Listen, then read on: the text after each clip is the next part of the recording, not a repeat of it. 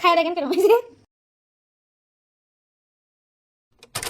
Hello everyone, আমার একটি নতুন ব্লগে তোমাদের সবাইকে স্বাগত জানাই। আজকের এই ভিডিওটি আমি যখন বাড়িতে ছিলাম তখন আমি শ্যুট করেছি, কিন্তু আমি তখন খুব বিজি ছিলাম, আপলোড করতে পারিনি। তো আজকে তোমাদের সাথে শেয়ার করছি।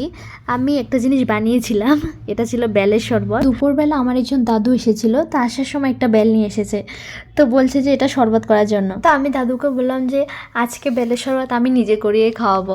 তো আমি কিন্তু কখনো বেলের শরবত করিনি, তখনই ফার্স্ট টাইম করেছি। জানি না কেমন হয়েছে, বাট আমি করেছি। মা বলে দিয়েছি কী কী করতে হবে। বেলটা কিন্তু খুব মিষ্টি ছিল। আমি দাদুর আর মাটার মধ্যে আমি চিনি মিক্স করিনি। তো তোমরা লাস্ট পর্যন্ত দেখবে তাদের রিয়েকশন কী ছিল বেলের শরবতকে।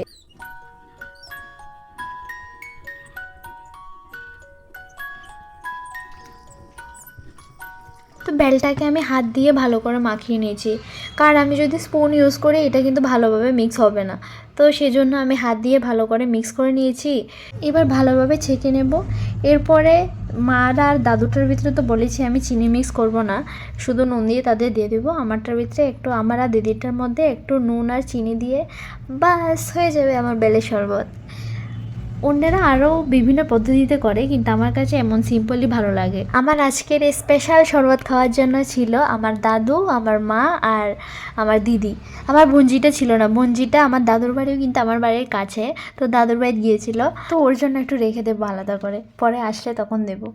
তো এখানে আমি চিনি মিক্স করে দিয়েছি। চিনি মিক্স করার আগে মার আর দাদুর জন্য আমি আলাদা করে একটু রেখে দিয়েছি। তো আমার আর দিদিটার মধ্যে একটু চিনি মিক্স করে দিয়েছি, ভালোভাবে মিক্স করে এরপরে একটু নুন দিয়ে দিয়েছি। তো আমার স্পেশাল বেলের শরবত রেডি। এবার তোমাদের দেখাবো তাদের রিয়াকশানটা কী ছিল খাওয়ার পর, এরপর আমি নিজে টেস্ট করে দেখব।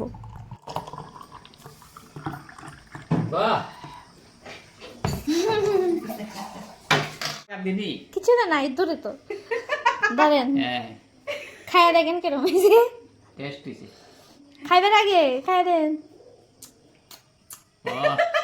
সারাদিনই। তো দাদু বলছিল দাদুকে একটু কম করে দেওয়ার জন্য, তো দাদুকে আমি হাফ গ্লাস দিয়েছি, মা আর দিদির জন্য এক গ্লাস রেখেছি। তো তোমরা তো দেখেই ফেলেছো তাদের রিয়েকশনটা কী ছিল। তার মানে আমি কিন্তু বানাতে পারি। তো নেক্সট টাইম এবার বাড়িতে গেলে নেক্সট টাইম আমি নিজে বানিয়েই খাবো, মাকে আর বলবো না বানিয়ে দেওয়ার জন্য।